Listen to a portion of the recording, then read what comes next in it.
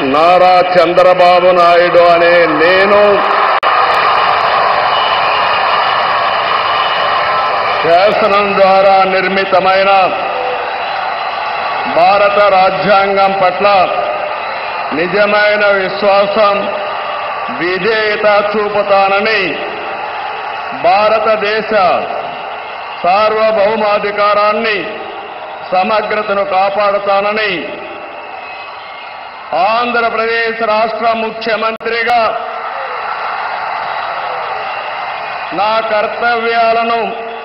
శ్రద్ధతో, అంతఃకరణ శుద్ధితో నిర్వహిస్తానని, భయం గాని, పక్షపాతం గాని, రాగద్వేషాలు గాని లేకుండా రాజ్యాంగాన్ని, శాసనాలను అనుసరించి ప్రజలందరికీ న్యాయం చేకూరుస్తానని దైవ సాక్షిగా ప్రమాణం చేస్తున్నాను. నేను నారా చంద్రబాబు నాయుడు అనే నేను ఆంధ్రప్రదేశ్ రాష్ట్ర ముఖ్యమంత్రిగా నా పరిశీలనకు వచ్చిన లేదా నాకు తెలియవచ్చిన